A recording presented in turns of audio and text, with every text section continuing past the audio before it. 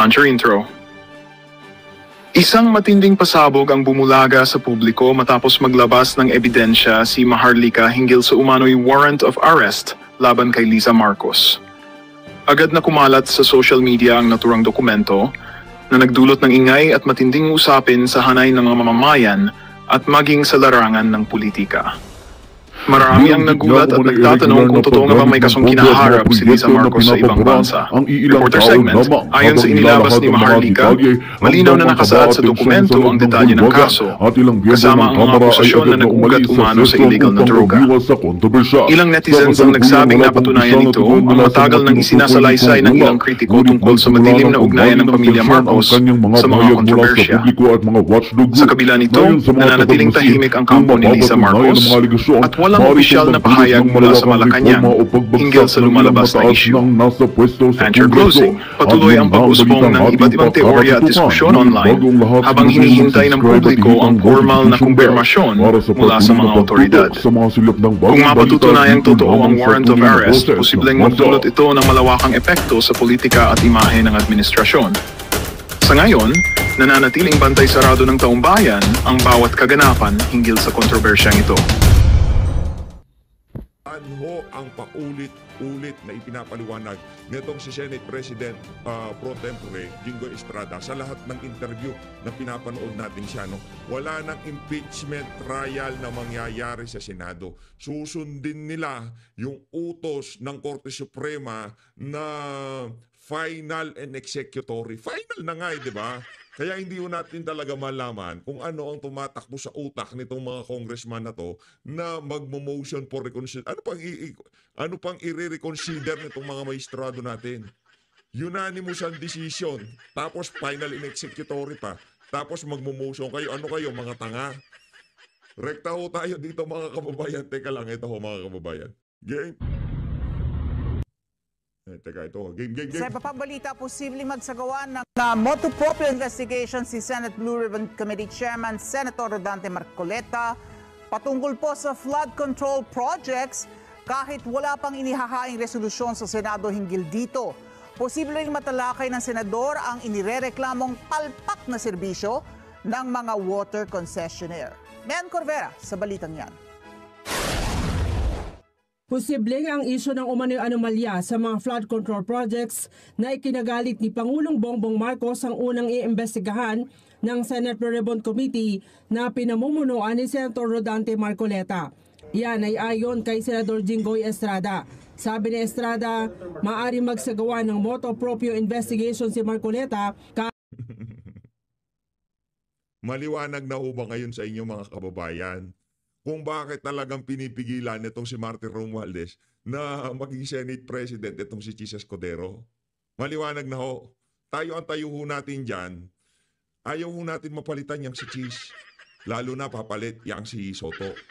Alam ho nila na ganyan ang kahihinatnan ng istorya sa Senado kung sakaling hindi mapalitan yan si Chis Escudero. Magtatalaga siya ng isang magaling dyan sa Blue Ribbon at pasigurado sasalansanin niya lahat ng kababuyan na ginagawa nila dyan sa House of Representatives. At yan na nga ho ang nangyayari. Kahit wala pang ihaing resolusyon sa Senado hinggil dito, kumpiyansa si Estrada na mahusay itong mapapangunahan ni Marcoleta. Mas lalong ganda, marami siyang alam. Nitong Martes, naghain na si Senator Erwin Tulfo ng resolusyon para siyasatin ng Senado ang umano'y katiwalian sa flood control projects. Partikular niyang ipinasisiyasat kung saan nagamit ang bilyon-bilyong pisong budget noong 2024 at ngayong 2025 para sa flood control, samantalang maraming baradong kalsada at drainage na nagresulta yan ng malawakang pagbaha. Maliban sa flood control projects, kasama din ang kontrobersiya sa joint venture agreement sa pagitan ng mga water districts at mga water concessionaires. Baka maimbestigan ni Senator Marcoleta motu proprio. Motu proprio. Yes. Will you suggest? Yari na ho, tapos na. Ika nga, good game. Tapos ho dito yung mga magnanakaw na congressman. May kalalagyan ho talaga sila dito sigurado. Ngayon, sila naman ang tatanungin. Ngayon, sila naman ang masasalang. Yung ginagawa nila sa mga resource person, Hindi naman mamamahiyayang si Senator Rodante Marcoleta. Hindi naman niya gagawin yung kababuyang ginagawa ng mga congressman na yan. Pero sigurado, yari sila pagdating sa rekomendasyon, dyan sa committee report, nitong si Senator Rodante Marcoleta, maghahalo ang balat sa tinalupan. At walang padrino-padrino dito. Walang kaibigan-kaibigan dito. Walang former colleague dito, anak ng toka. Sasalansa din kayo niya si Marcoleta. Yan na sigurado. Need a resolution. Yung mga flood control projects, saka yung tubig. Kung ano yung sinabi ni Pangulong Marcos, kung ano yung binanggit ni Pangulong Marcos sa SONA. Ipinagtanggol naman ni Estrada si Marcoleta sa mga batikos bakit ito ang inilagay sa Blue Ribbon Committee. Ito ang unang pagkakataon na ang Blue Ribbon ay pamumunuan ng isang neophyte senator na nag-iimbestiga sa mga pang-aabuso at katiwalian sa gobyerno. Pero sabi ni Estrada, isang abogado si Marcoleta at matagal naman itong naging kongresista.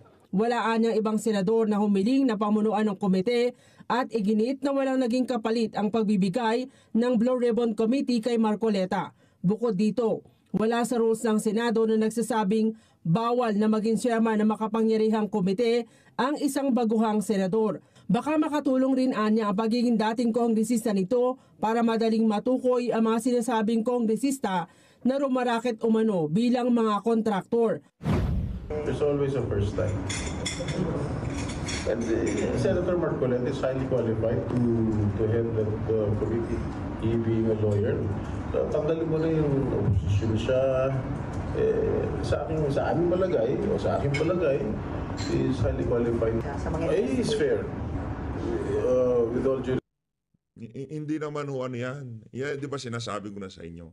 Noong pinapahaging natin dito na nananalangin tayo kung hindi man siya maging Senate President, sana man lamang mabigyan siya ng talagang mapuwersang komite. At yun na nga, Blue Ribbon ho nabigay sa kanya.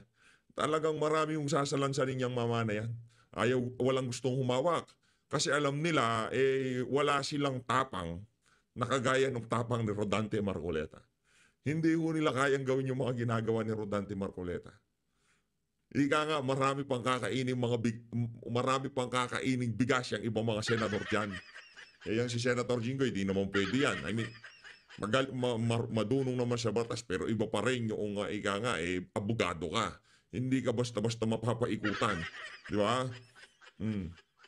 Nag-aral din naman ng abugasya yan o maalam sa batas. Pero iba pa rin talagang profesyon mo abogado ka. Tapos meron kang naksintapang ni Rodante Marcoleta. Ibang usapan ho yung mga kababayan. Di ba? Kaya meron ng kinakabahan ngayon sa House of Representatives. Yan ang sigurado natin dito. Meron ng ikakabado 20. Excited na ho tayo mga kababayan. Moto proprio. Wala nang resolution. Ano to kwa? DPWH. Bigay dito. Distrito 2 ng Lungsod ng Maynila. Tagal na niyan 2019 pa yan. Dito. Ngayon, kayo naman ang magpaliwanag. Ika nga yung interparliamentary courtesy, ibigay natin yan. Di ba? Di ba pinaboy nila si Senator Bato? Senator Bongo dyan sa Tuadcom kasi pupunta kayo dito, open ang House of Representatives. Investigasyon namin, open sa inyo. Punta kayo dito kayong paliwanag. O ngayon, moto proprio. Wala nang interparliamentary courtesy, mga balahura naman yung mga congressman na yan. Kung Dante, subping na kagad. Pagka ayaw sumunod, i-contempt mo na yung mga yan. Respect si Senator Marcoleta is fair. Yeah, sa tagal ko dyan Senado, this is the first time that a neophyte senator and an opposition at that ay hinawakan ang Blue Ribbon Committee. Dapat ba, Pero wala naman sa rules ng Senado na hindi pwede ibigay sa isang neophyte senator. Pagtiyak naman ni Marcoleta, magiging patas siya sa pag-iimbestiga at hindi gagamitin ng komite sa personal na interes o pamumulitika. Sa paraan mo naman ng kung paano mo i-undertake yung investigation. Ngayon na nga mga kababayan, ang sigurado ho dito, itong si Senator Rodante Marcoleta, Marami hong paiiyakin to sa diyan sa Blue Ribbon na yan. Yung mga magnanakaw, yung mga government official na wala nang inisip, pagkat bago matulog, paano magnakaw, paano makakickback. Pagkagising, merienda, tanghali, bago matulog, puro pagnanakaw ang nasa utak. Senator Rodante Marcoleta, panahon mo na ho yan. At ako'y naniniwala, sabi nila wala daw nare-re-elect. Malas daw sa kampanya yung Blue Ribbon na yan. Walang pamahiin dyan sa mama na yan. Di ba? Baka yan pa maghatid sa kanya sa pagiging vice presidente ng Pilipinas. Yung posisyon na yan. Senator Rodante Marcoleta, nako, maliwanag, ika nga, napakaliwanag ng inaharap ng mama na to pagdating sa politika. Tapos nabigyan pa siya ng ganyang katinding komite. Tapos napakahusay niya. Meron siyang integridad. Maraming nagmamahal sa kanya. Dahil nakita natin ang paninindigan niya. Panalo na yan. Vice President Rodante Marcoleta. Sarap pakinggan. Sana hindi mo masarap pakinggan yun. Vice President of the Republic of the Philippines. Rodante Marcoleta. Ayos. Kaso ano muna pala? Sarago. Yan muna pala. Malay natin, ayaw ni Senator Bongo. Hindi natin alam. Tingnan natin kung paano yung magiging adjustment. Pero kung sino man ang ibala ng PDP, wag lang si Mangga. Susuportahan natin yan all the way. Ito, dito tayo kay Senator Jinggoy Estrada. Okay? Bawal na maging chairman ng makapangyarihang komite ang isang Dito pala. Good evening, Ses. Good evening, Sean, and good evening, Pauline, and to all viewers, good evening. Thank you for giving us that time. You have said that there are already 20 senators who are of the mind that you should abide by the Supreme Court's decision, even if there is now a motion for reconsideration that was just filed. Yes, approximately around 19 to 20 senators have intended to comply with or to abide with the Supreme Court decision, not to push through with the impeachment trial, since according to the Supreme Court, it is already executory, and according to the Supreme Court, the Senate has no jurisdiction whatsoever. So we have to comply with I personally will have to comply with the resolution of the Supreme Court. And these 19 to 20 senators have already, have they signed their name to a resolution? Have you spoken to them? There is no resolution. We will put it into a vote come August 6th, this coming Wednesday. Even if the House of Representatives, your co-equal body, has indicated it will also file a motion for reconsideration. Yes, they have indicated that they will file a motion for reconsideration. I think their deadline is on August 11. But if whenever the Supreme Court decides to overturn their decision and grant the motion for reconsideration of the House of Representatives, then that's the time that we will convene as an impeachment court. Okay, so because a lot of the legal experts who have been weighing in on this issue, Senator, they're saying hantayin na lang matapos yung pag-file at madesisyonan ng Supreme Court itong motion for reconsideration of the House. So would you Hindi naman ganun na tayo. Hindi naman karamihan ng mga legal expert na nagsasaw-saw dyan sa issue na yan. Sinasabi nila hantayin. Ang sinasabi nung mga karamihan iba yung mga pinklawan at dilawan. Pero yung mga karamihan talaga, ang sinasabi nila, itigil na yan kasi napakalaking kabalbalan yan. Kapritsyo lang yan ni Martin Romualdez. At karamihan sa mga media, hawak sa betlong nitong si Romualdez. Kaya yung naratibo, parang kagaya ng sa inyo. Ganyan na ganyan yung naratibo. Yung, hayaan mo na yung MR, huwag mo nang gumalaw ang Senado. Ano ba ang hindi nyo naiintindihan doon sa salitang final and executory? Anak ng toko Diba? Wala nang walang ika nga kontrapelong opinion Diba? Walang kontrapelo Unanimous. ng tokwa. Think or napag-usapan na ba ng majority in the Senate kahit Nagigil to siya unofficially na to comply or not with the decision of the Supreme Court. But if, as I've told you, as I've mentioned earlier, if and when the Supreme Court decides to overturn their own decision, then that's the time we will convene as an impeachment court. So the motion will be merely to comply Today, unless to comply. the Supreme Court decides otherwise. Yes. Parang, So parang bakit po ayaw ninyong mag-antay muna? Doon mo. Kasi may respeto sila sa Korte Suprema. Kasi naiintindihan nila yung final and executory. Kasi hindi sila hawak sa betlog ni Martin Romualdez. Hindi kagaya ng mga news anchor at mga reporter at mga TV mainstream media. Yun ang dahilan. Kaya kahit hindi sila maghantay, okay lang. Kakahiya kayo mga mainstream media. Ba't galit na galit kayo sa mga Duterte? Di ba kayo kumita nung panahon nila? I mean, you waited so long anyway. Hindi naman sa ayaw namin maghintay. Kailangan namin pagbotohan kaagad dahil siyempre yung publiko naghihintay kung ano gagawin ng Senate. Correct. At napag-usapan namin sa all Senators Caucus yan that we will really put into a vote the decision of the Supreme Court. Well, Senator, there are some concerns following the decision of the Supreme Court to make this whole process quite very difficult now in holding public officials accountable. What do you have to say to that, Senator? Because yes, go ahead. Well, there are a lot of differing opinions amongst former justices, the legal luminaries, but of course, I, being a non-lawyer, will have to strictly obey with the decision of the Supreme Court. Kasi meron mga ibang nagsasabi nga dyan na mas mataas pa daw impeachment court kaysa sa Supreme Court. I beg to disagree. Mas mataas pa rin ang Supreme Court. Sino pa bang, kung hindi kami mambabatas, kami gumagawa ng batas, we formulate, we enact laws, and kung hindi namin susundin ang Korte Suprema, sino pa susunod sa Korte Suprema?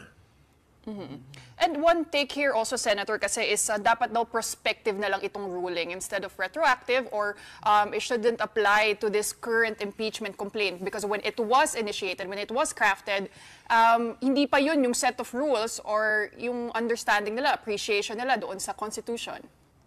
Well, that is the opinion of the Supreme Court, so I cannot argue with it. What about the minority? I think they have a resolution. If the majority does not have one, the 5 do, or 4 or 5 of them do. Have you spoken to the minority about what they want to do? Or talagang magbobotohan na lang? Yan ang isa sa mga dahilan kung bakit hindi pa handang umasenso ang Pilipinas. Oo, tama, nasa demokrasya tayo. O walang problema kung merong ayaw o may gusto. Ayaw ng impeachment, gusto niya impeachment. Pero para yung naratibo, mabili ng mga politiko, yun ang malaking problema dito. Okay lang sana kung hindi kargado yung mga katanungan ng mga angkor kasi alam natin ramdam natin na naratibo ni Tamba ang pinaglalaban nila. Real talk lang doon lang tayo sa makatotohanan. Huwag na tayong magplastikan dito. Yung mga amo nyo, alang. I haven't seen or haven't read the resolution that has been circulating, and I think only 4 senators out of 24 senators have already signed it. But dagdag ko lang, Senator, parang duda si Senador Tito Soto sa numerong binibigay nyo na 19 to 20. Are you confident in that number? No. Yes, I am quite confident based on what we have discussed in our All Senators Caucus, based on their body languages, based on what they were saying. I think I'm confident that the majority will abide by the ruling of the Supreme Court. All right. Now, moving to another issue, the open BICAM that, the Senate and the House of Representatives seem to be in agreement. What is your own position? Well, I am in favor of an open BICAM for the people to know what is happening during the budget deliberations and the budget BICAM. There's no problem with me. There have been... Kung sakaling magkaroon man ng open BICAM, gusto ko lang paalalahanan ng ating mga kababayan. Hindi yan dahil sa dahil sa mahiya naman kayo statement ni Marcos Jr. Dahil ho yan sa pangangalampag ng mga Duterte supporter diyan sa 2025 budget. Magkadiretsuhan na tayo. Kasi mga credit grabber yan, idea grabber yung mga yan, di ba? Oh. Sino nagpunta sa Korte Suprema para magpetisyon na deklarang unconstitutional itong GAA 2025? GAA, sino? O nga ba't Rodriguez? Meron ba ni isang congressman na gumawa nun? Tapos sasabihin nila open by cam. Mga hipokrito. Kalokohan ho eh. In the first place, kung talagang gusto nyo ng matapat na pamahalaan, transparent na pagbabudget sa ating bansa, dapat nakiisa kayo eh. Nagpunta kayo sa Korte Suprema.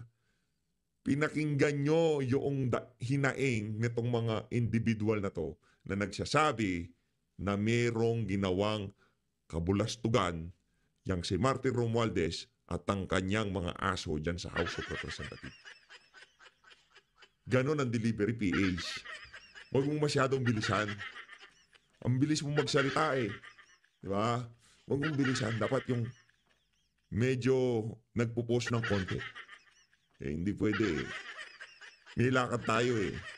And some bothersome allegations about Senate President Cheese Escudero. Do you have any view? Yung pagpunta po niya sa Kongreso, yung pagbuo ng maliit na... Di ba ba tapos yung demolition job kay Cheese Escudero? Yung bata yung si Soto, wala na din na makakaupo yun.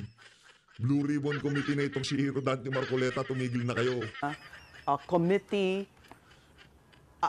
aside from the BICAM, meron pang... Well, I have talked with the Senate President Escudero with regard to the yung pagpunta niya ron sa House of Representatives, and he intimated to me that was a BICAM meeting with the presence of Senator Grace and everybody. So I don't think that is a big issue.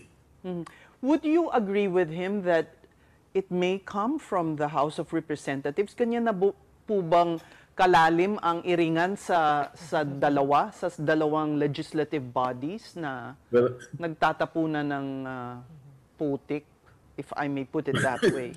Well, I will reserve my comment on that. Okay. So, itong mga supposed insertions, ganyan, na, the issues hounding basically Senate President Cheese Escudero, are you confident, Senator, being ikaw yung pro tempore, na stable at malakas, solid yung leadership sa Senado? If you are going to ask me, I think solid yung leadership sa Senado.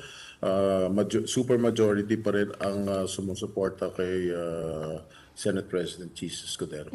But at the same time, Senator, you were quoted earlier saying na stable ang leadership nga ni SP Cheese, but then anything can happen because history did dictate na kahit yung minority, dalawa lang, nagkaroon ng pagkakapalit sa liderato. So, if you can elaborate on that, Senator. Anything can happen. As we speak, hanggat sa Lunes, anything can still happen. So what does that mean for SP Cheese? As long as they have the 13 votes to elect a new Senate President, magkakaroon tayo ng bagong Senate President as long as they have 13 votes. So we shouldn't read too much into that statement, kumbaga? Or... Yes.